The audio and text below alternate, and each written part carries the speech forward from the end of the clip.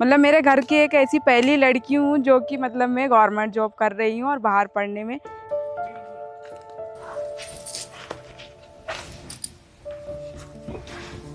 घर पे जैसे मम्मी पापा भी मतलब खेती बाड़ी करते हैं, तो उन लोग भी बोले कि इतना पैसा नहीं है पढ़ाई करने के लिए।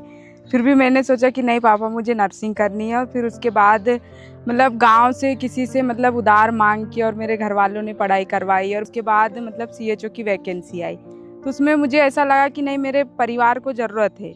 और जो मतलब गांव की लड़कियां हैं जिसको मतलब घर पे पढ़ाई नहीं करने देते हैं और बाहर नहीं भेजते थे, तो उसको एक मतलब एक उद्देश्य देने के लिए मैंने सोचा कि मेरे को गवर्नमेंट जॉब करनी ही है, सीएचओ में लगना ही है।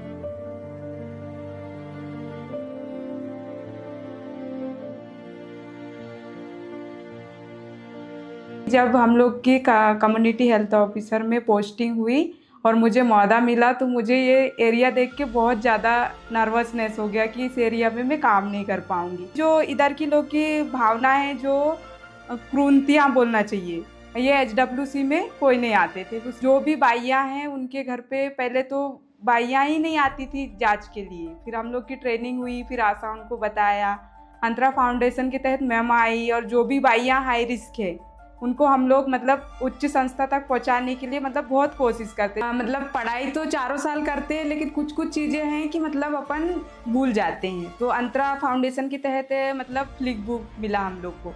फिर अलग से एक और बुक मिला जो कि सीएचओ वाला था। उसमें हम लोग के सारे मतलब जैसे जितने भी मतलब हम योजनाएं दे रहे हैं वो बुक में पूरा लिखा है। तो उसमें जैसे अगर कुछ समझ में नहीं आ रहा है या टारगेट निकालना हो तो उसमें मेरे को बहुत हेल्प होती है। जैसे एनसी का टारगेट निकालना हो, एचआरपी का टारगेट निकालना हो तो मैं उससे निकाल देती हूँ। और जैसे आशा उनको पढ़ाना है तो वो जो फ्लिप बुक है उसमें से मैं लर्निंग सेशन में जैसे मुझे कुछ लगता है कि नहीं ये मुझे पता नहीं है तो मैं फ्लिप बुक से देख के मतलब जैसे मतलब आशाओं को भी लर्निंग सेशन दे देती हूँ और मेरा भी मतलब नॉलेज इंक्रीज हो जाता है।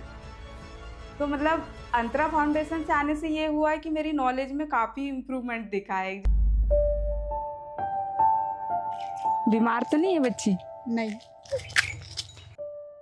ऐसे हमारे गांव में मतलब पढ़ाई को लेके मतलब थोड़ा कॉन्शियस हुए। पहले बहुत मतलब सोचते थे कि लड़कियां तो कोई काम की नहीं है, बस उनको बड़े हो गए शादी कर दिए, दूसरे घर जाना है।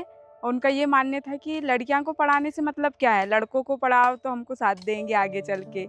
लेकिन आज ऐसा है कि लड़कियां ही मतलब पढ़ाई करवा रहे हैं और मतलब ये भेदभाव नहीं कर रहे कि ये लड़का है या लड़की है।